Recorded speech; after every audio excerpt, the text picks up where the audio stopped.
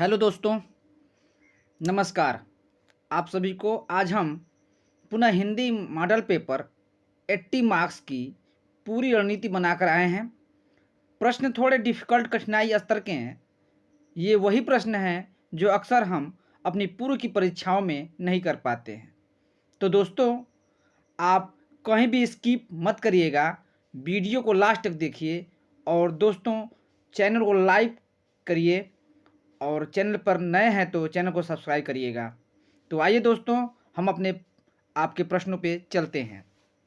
अगर first question दोस्तों, भ्रमर गीत के रचनाकार का नाम क्या है? भ्रमर गीत के रचनाकार का नाम क्या है? सूरदास, बी नंददास, सी सत्यनारायण, डी हरिऔध। बताइए। तो भ्रमर गीत की रचनाकार का नाम क्या है? वो नाम है क्या? सूरदास। नेक्स्ट क्वेश्चन दोस्तों, भंवर गीत के रचनाकार का नाम बताइए। ए नंददास, बी सूरदास, सी हरिऔध, डी कबीरदास। तो भंवर गीत और भंवर गीत के रचनाकार का नाम बताना है और वो है कौन? बताइए।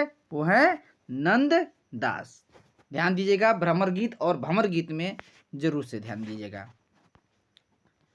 सत्यनारायण कविरत्न निम्न में किसकी रचना की है?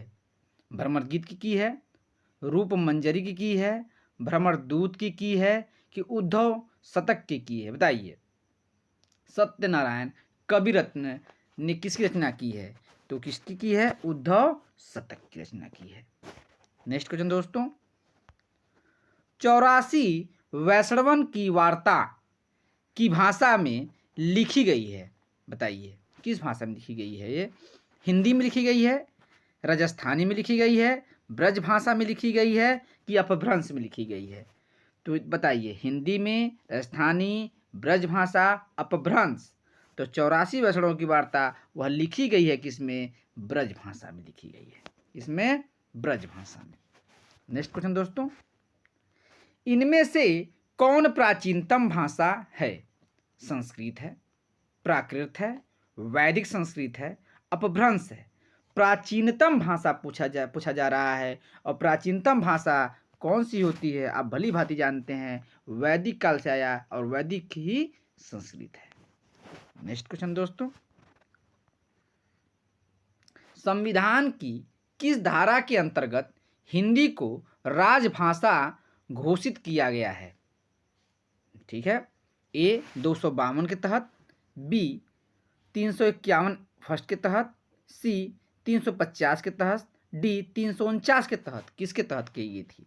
बताइए। तो ये कही गई थी 351 फर्स्ट के तहत। ठीक है।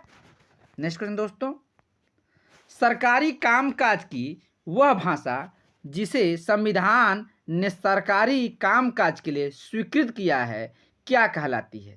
राष्ट्रभाषा कहलाती है, राजभाषा कहलाती है, मातृभाषा कहलाती है कि मानक भाषा कही जाती है? सरकारी कामकाज होता है और सरकारी कामकाज में किस भाषा का प्रयोग किया जाता है? बताइए किस भाषा किया जाता है? वो किया जाता है किसका? राजभाषा किया जाता है। नेक्स्ट क्वेश्चन दोस्तों, ब्रज भाषा का विकास किस अपभ्रंश से हुआ है? बताइए। ब्रज भाषा पैसाची से हुआ है, खस से हुआ है, सौरसेनी से हुआ है कि नागर से हुआ है? बताइए। ब्रज भाषा, और ब्रज भाषा पश्चिम की है और पश्चिम में क्या है? ये हुई थी किससे? सौरसेनी से। नेक्स्ट क्वेश्चन दोस्तों, किसी देश के अधिकांश जन समुदाय द्वारा बोली जाने वाली भाषा क्या कहलाती है? किसी भी देश के लिए अधिकांश जन समुदाय बोली जाने वाली भाषा क्या कहलाएगी? राजभाषा कही जाएगी, जन संपर्क भाषा कही जाएगी, राष्ट्रभाषा कही जाएगी कि मानक भाषा कही जाएगी? वो बताइए। जन समुदाय द्वारा बोली जा रही है और जन समुदाय बोली जाएगी तो क्या कही जाएगी? वो राष्ट्रभाषा कही जाएगी। नेक्स्ट क्वेश्चन दोस्तों, इनमें से गलत जोड़े को अलग करिए। गलत जोड़ा है, गलत जोड़े को हमें अलग करना है। विद्यापति कीर्तिलता, हेमचंद शब्दानुशासन, चंदायन जैसी राम सिंह पाहुड़। देख लीजिए कौन सा गलत जोड़ा है, बताइए। विद्यापति की कीर्तिलता है, हेमचंद की शब्दानुशासन है, राम सिंह की पाहुड़ दोहा है, चंदायन की किसकी है, मुल्ला दाऊद की है, और यही जो है क्या है, अलग है। नेक्स्ट क्वेश्चन दोस्तों, सत्यवती कथा का रचनाकार इनमें से कौन है? सत्यवती, पहले देख लिए, उस्मान जी हैं, ईश्वरदास हैं, रंजन है कि मंजन है, बताइए। सत्यवती, और सत्यवती की रचनाकार कौन है? ईश्वर दास जी हैं। नेक्स्ट क्वेश्चन दोस्तों, इन पुस्तकों के रचना काल को सुमेलित कीजिए। देख लीजिए पुस्तक हैं और पुस्तकों के रचनाकार को रचनाकाल को हमें सुमेलित करना है। पद्मावत है, मधुमालती, मृगावती, चंदायन। तो पद्मावत किसमें, पद्मावत कब ये मैंने प्रकाशित हुई थी और कब हुई थी? तो पद्मावत कब हुई थी? ऑप्शन बी में हुई थी, ठीक है। इसमें सॉरी बी में, और उसके बाद किसमें हुई थी? एक मिनट दोस्तों, थोड़ा सा स्किप हो गया है। हाँ, पद्मावत 1540 में, मधुमालती 1545 में, मृगावती जो है 1503 में, और चंदायन कब हुई थी? किसमें? 1379 में हुई थी, ठीक है।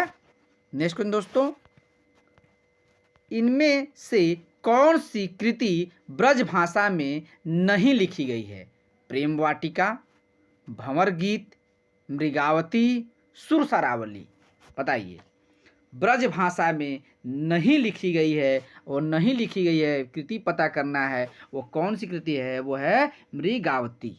नेक्स्ट क्वेश्चन दोस्तों, मतवाला पत्रिका के संपादक कौन थे? मतवाला, ध्यान दीजिएगा, ये बहुत फेमस पत्रिकाएं हैं ये। मतवाला पत्रिका के संपादक कौन थे? भारतमुनि हरिश्चंद्र थे, बालकृष्ण भट्ट थे, निराला थे कि पंत थे, बताइए। मतवाला, और मतवाला किसकी पत्रिका है? ये है निराला जी की है। नेक्स्ट क्वेश्चन दोस्तों, निम्न सूचियों को सुमेलित कीजिए, ठीक है। एक तरफ व्यंजन है, उच्चारण, ग का उच्चारण स्थान कौन सा है? वो देखिए, क ख ग घ अंग, कंठ, तालु, मूर्धा, दंत, ओष्ठ। तो ग का क्या होगा, बताइए। ग का क्या है, बताइए। डी, कंठ में क ख ग घ, कंठ में आ रहा है। ध का देख लीजिए, दंत में आ रहा है। ल क्या है, अंतस्थ व्यंजन है। च क्या है, तालव्य है, ठीक है। इचुसानम तालु, ठीक है। नेक्स्ट क्वेश्चन दोस्तों, हिंदी साहित्य की भूमिका के लेखक कौन है? ए हजारी प्रसाद द्विवेदी जी हैं, बी राहुल सांकृत्यायन हैं, सी रामचंद्र शुक्ल हैं, डी विश्वनाथ प्रसाद मिश्र जी हैं। हिंदी साहित्य की भूमिका के लेखक पूछा जा रहा है, तो बहुत ही दो तीन तो इन्होंने लिखा है, लेकिन बहुत ही फेमस जो है उन्होंने लिखा है। ये किसने लिखा है, बताइए। ये लिखा है किसने? हजारी प्रसाद द्विवेदी जी ने, ठीक है। हिंदी साहित्य का इतिहास सर्वप्रथम किस भाषा में लिखा गया? हिंदी साहित्य का इतिहास सबसे पहले किस भाषा में लिखा गया पूछा जा रहा है। अंग्रेजी में, हिंदी में, फ्रेंच में, उर्दू में। तो ये किस में लिखा गया था? फ्रेंच भाषा में लिखा गया था।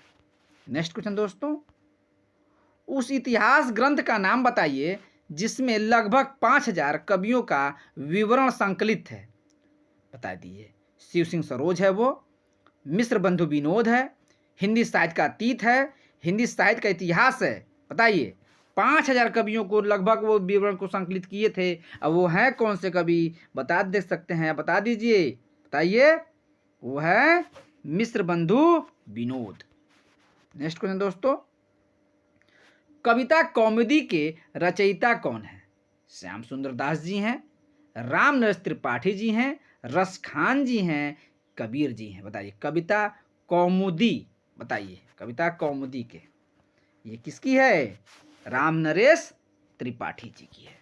नेक्स्ट क्वेश्चन दोस्तों, रीतिकाल को अलंकृत काल की संज्ञा किसने दी है? रीतिकाल को ही अलंकृत काल किसने कहा है? राम कुमार वर्मा ने कहा है, मिश्र बंधु ने कहा है, रामचंद्र शुक्ल जी ने कहा है, हजारी प्रसाद द्विवेदी जी ने कहा है। बताइए। तो रीतिकाल को अलंकृत काल की संज्ञा किसने दी है? वो दी है किसने? मिश्र बंधुओं ने। नेक्स्ट क्वेश्चन दोस्तों, रामचंद्र शुक्ल जी ने आदिकाल का नामकरण किया है। रामचंद्र शुक्ल जी आदिकाल का नामकरण किस नाम से किया है? यही पूछा जा रहा है। आरंभिक काल कहा है उन्होंने, चारण काल कहा है, वीर गाथा काल कहा है, कि गद्य काल कहा है? आदि काल जो पहले चला था उसको उन्होंने क्या कहा है? और क्या कहा है उन्होंने? वीर गाथा काल कहा है।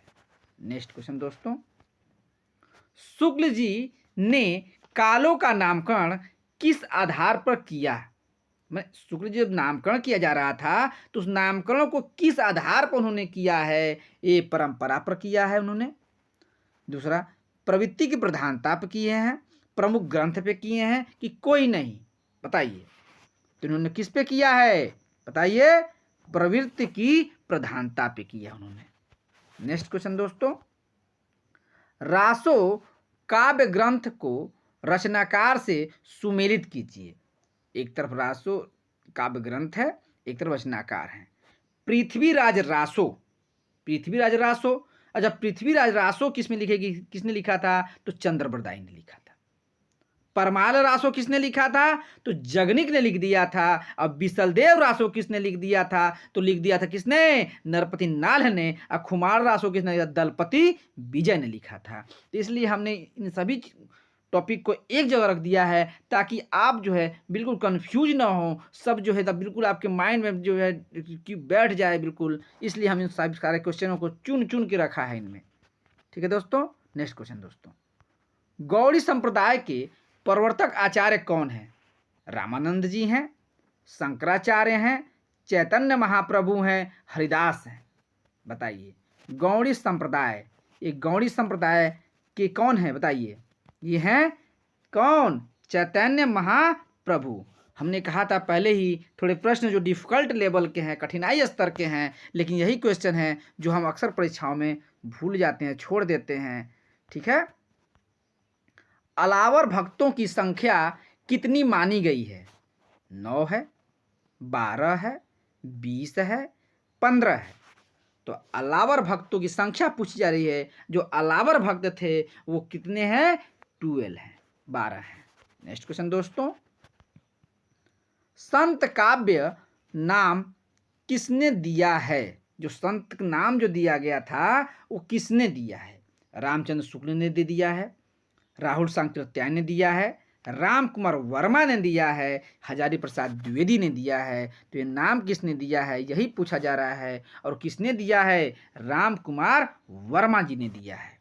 नेक्स्ट क्वेश्चन दोस्तों, निर्गुण काव्य धारा की प्रवृत्ति है। निर्गुण जो काव्य धारा है उसकी प्रवृत्ति कैसी थी वही पूछा जा रहा है। वात्सल्य रस था उसमें, प्रकृति पर चेतन सत्ता का आरोप था, कि रूढ़ियों एवं ब्रह्मांडरों का विरोध था, बाह्य आडंबरों का जो विरोध हुआ था, आश्रयदाता की प्रशंसा हो रही थी। तो निर्गुण काव्य धारा में ऐसी क्या प्रवृत्ति थी वही पूछा जा रहा है। तो ऑप्शन सी में स्पष्ट दिखाई दे रहा है कि रूढ़ियों एवं बाह्य आडंबरों का विरोध हो रहा था उसमें।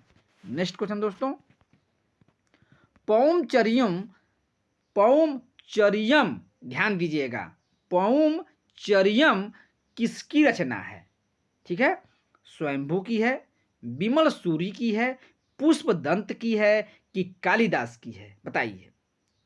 ध्यान दीजिएगा, ये पौमचर्यु नहीं है, पौमचर्यम है। और ये किसका है? विमल सूरी जी का है।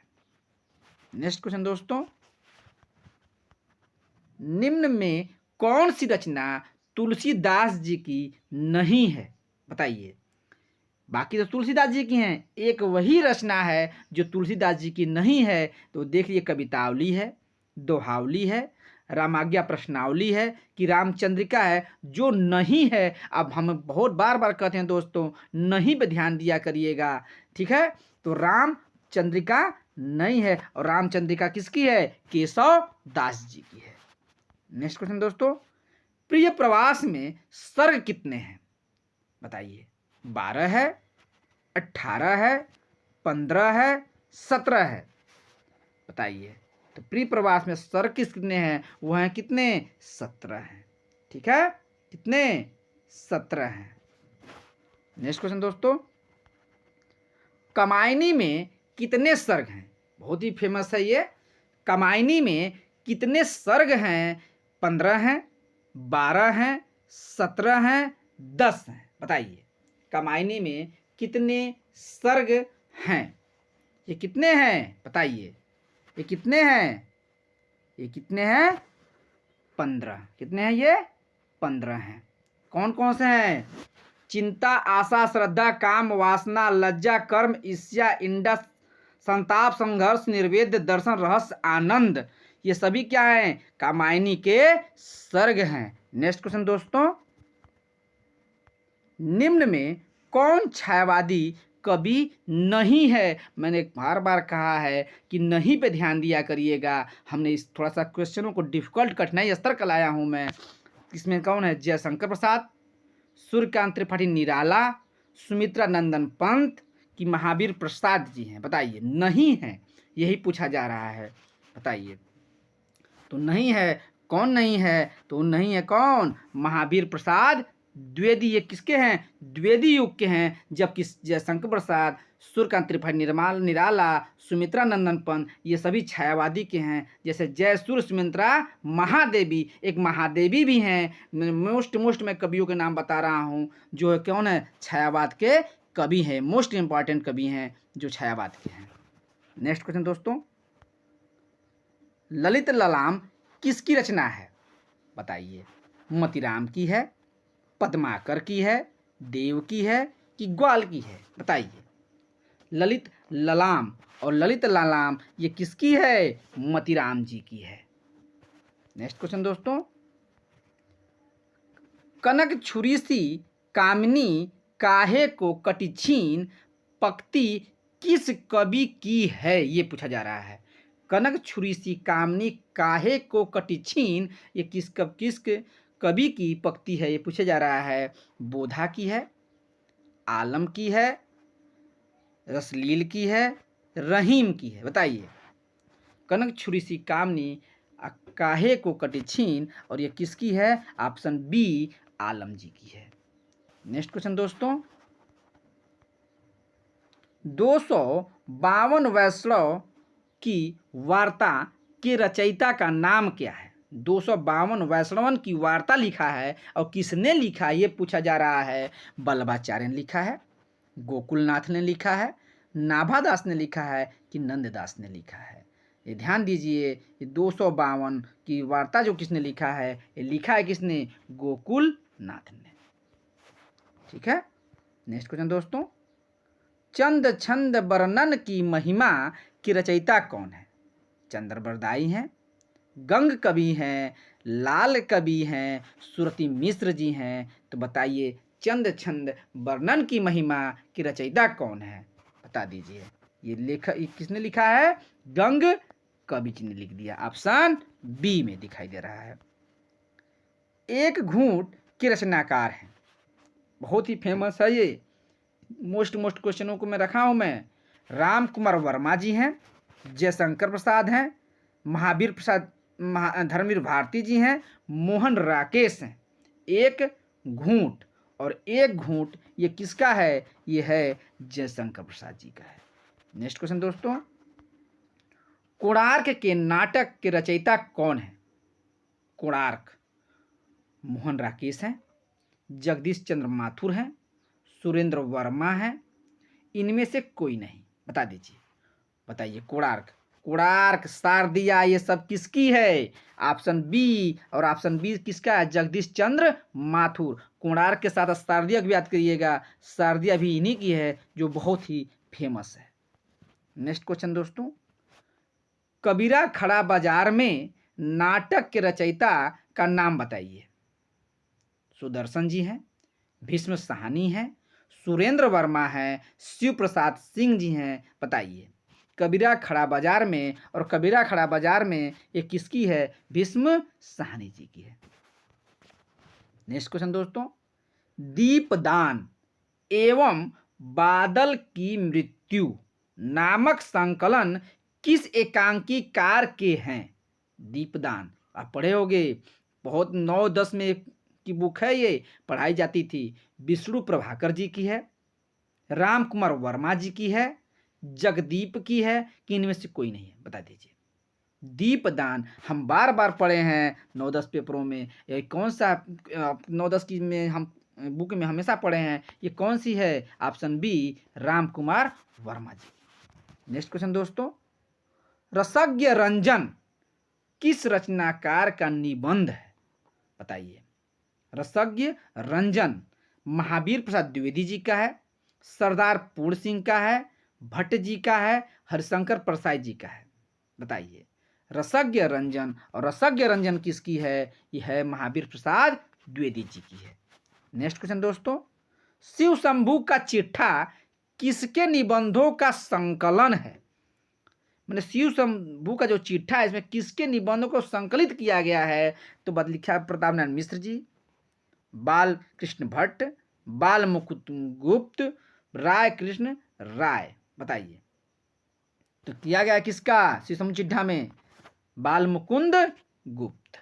नेक्स्ट क्वेश्चन दोस्तों, भारत तो वर्षोन्नति कैसे हो सकती है नामक निबंध के लेखक हैं? बालकृष्ण भट्ट जी हैं, रामचंद्र शुक्ल जी हैं, महावीर प्रसाद द्विवेदी जी हैं, कि भारतेंदु हरिश्चंद्र जी हैं? बताइए। भारत वर्षोन्नति कैसे हो सकती है, ये लिखा है किसने? ये लिखा है किसने? बताइए। भारतेंदु हरिश्चंद्र जी ने। नेक्स्ट क्वेश्चन दोस्तों, कन्यादान पवित्रता नामक निबंधों के लेखक कौन है? श्याम सुंदर दास जी हैं, अध्यापक पूर्ण सिंह हैं, गुलेरी जी हैं, हजारी प्रसाद जी हैं? बताइए। कन्यादान, ये कन्यादान बहुत लोग पढ़े होंगे पहले, ये किसका है? अध्यापक पूर्ण सिंह जी का है।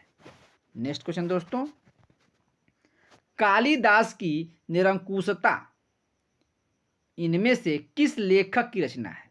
भारतेंदु हरिश्चंद्र जी की है, हजारी प्रसाद द्विवेदी जी की है, महावीर प्रसाद द्विवेदी जी की है, कि रामचंद्र शुक्ल जी की है? कालिदास की निरंकुशता, और ये किसका है? बताइए किसका है? ये है किसका? महावीर प्रसाद द्विवेदी जी का है। नेक्स्ट क्वेश्चन दोस्तों, श्रृंखला की कड़ियाँ किसकी रचना है? प्रसाद जी की है, अज्ञेय की है, महादेवी वर्मा की है, कि नगेंद्र जी की है? श्रृंखला की कड़ियाँ बताइए। श्रृंखला कड़ियाँ किसकी है? महादेवी वर्मा जी की है। नेक्स्ट क्वेश्चन दोस्तों, नई कविता के प्रतिमान के लेखक का नाम बताइए। नामवर सिंह है, लक्ष्मीकांत वर्मा है, नगेंद्र हैं, हजारी प्रसाद द्विवेदी जी हैं? नई कविता के प्रतिमान है, और नई कविता के प्रतिमान किसकी है? लक्ष्मीकांत वर्मा की है। ठीक है, कविता के प्रतिमान है ये है अज्ञेय जी की, लेकिन नई कविता के प्रतिमान ये किसकी? लक्ष्मीकांत वर्मा जी की है। नेक्स्ट क्वेश्चन दोस्तों, देव और बिहारी नामक पुस्तक के लेखक कौन है? लाला भगवान दीन है, कृष्ण बिहारी मिश्र जी हैं, विश्वनाथ प्रसाद मिश्र जी हैं, महावीर प्रसाद द्विवेदी जी हैं? बताइए। देव और बिहारी नामक पुस्तक के लेखक कौन है? पूछा जा रहा है, ये कौन है? कृष्ण बिहारी मिश्र जी हैं। नेक्स्ट क्वेश्चन दोस्तों, कामायनी एक पुनर्विचार किस रचनाकार की कृति है? मुक्तिबोध की है, अज्ञेय की है, नागेंद्र की है, अज्ञेय की है, जयशंकर प्रसाद की है? कामायनी एक पुनर्विचार बार बार परीक्षा में पूछा जाता है, और ये किसकी है? मुक्तिबोध जी की है। नेक्स्ट क्वेश्चन दोस्तों, मनीषी की लोक यात्रा किस विधा की रचना है? बताइए।